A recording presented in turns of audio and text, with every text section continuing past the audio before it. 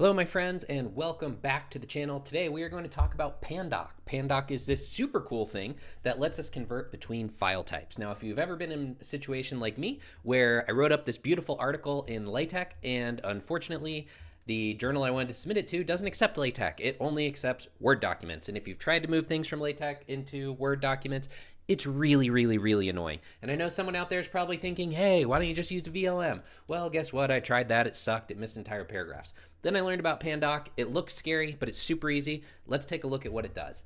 Well, pandoc lets you convert between all of these different languages and data formats, etc. We are going to use it from moving from LaTeX into Word because that's pretty common. So what do we need to get this to work? First of all, we go to the pandoc website, we go to install, we clicked on download the latest installer, and from here, we chose the one that is appropriate for our system. I'm on Linux, so I made sure I grabbed the .deb file, but if you're on Mac or Windows or whatever system that you use, go ahead and grab the right one. It's gonna download that onto your computer. Now, once we have pandoc, the next thing we are going to need is a citation style. And I like this. This is really cool because no matter what style I had in LaTeX, I was able to convert it into APA, which is what my field uses, but there's tons of these different citation style sheets that you can use. And when you use pandoc, it's going to automatically convert it over for you. So what I'll do is I'll include a link to this GitHub page down in the description. This is where you can get what's called a CSL file or a citation style language, and they have them for all sorts of different journals, formats, etc. My field tends to use APA, so I just grabbed the APA one here. So let me show you what we have. So now we have pandoc, we have our CSL file, but we need to get our overleaf or our LaTeX file. So what I did is I went into Overleaf, I downloaded the .zip file, and then I extracted that and I put it on my desktop. Let me show you what I have in my actual folder now.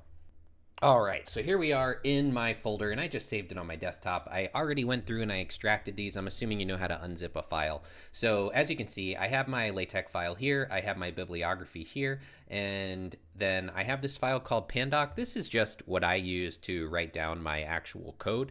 I just saved this here so it's really easy to find. You don't have to have this file.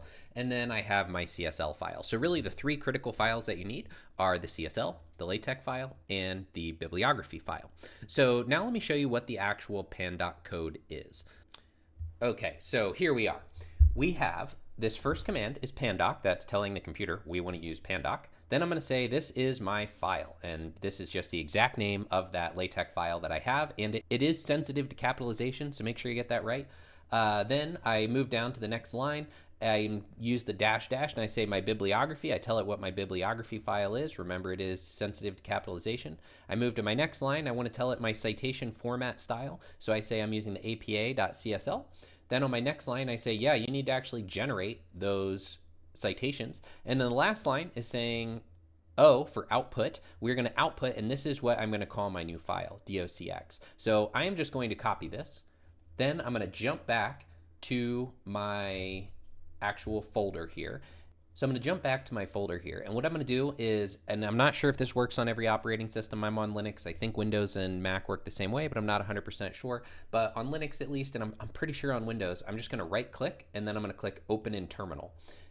And so let me show you what that does once I open that in my terminal. All right, so now I'm in my terminal, and you can see it's already navigated to my folder, and that's important. We need to be running this in the same folder that all of our files are in. So all I'm going to do now is I'm going to copy paste my code right into this terminal, just like that, and I'm going to press enter.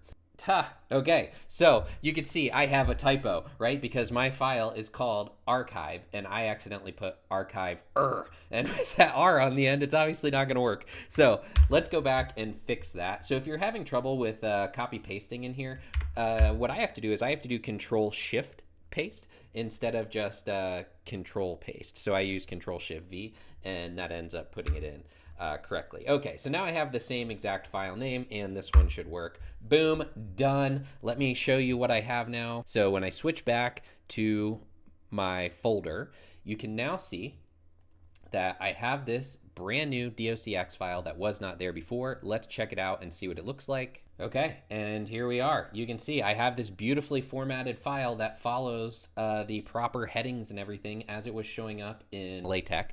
So it brought everything in from LaTeX properly, and it even brought some of my tables, which is nice. I did have on a different file that I was experimenting with, I did have some issues where it didn't bring over, like you can see here, it didn't bring over quite all of the values from the table, and I had some issues with the other one where it didn't bring over all of the images in the proper place. But you can see that, well, let's see if we can find, here we go, citation styles. Now in my LaTeX sheet, these are not formatted in APA. These are formatted in IEEE or something like that. And so by simply using that file structure with using the CSL file, it automatically did that. And if I scroll down to the end, you can see I have my APA style citations here, which are for the most part formatted correctly. I didn't find many errors in this. So I hope this has been helpful for you. I really didn't find pandoc to be that difficult to use once I had the code. I spent probably, a really embarrassing amount of time, maybe like 3 hours trying to avoid using pandoc because I was afraid of trying to figure out the code. And then once I figured it out, because like I said, I tried VLMs, I tried doing direct like PDF and then open it in Google Docs or something. None of that stuff worked well.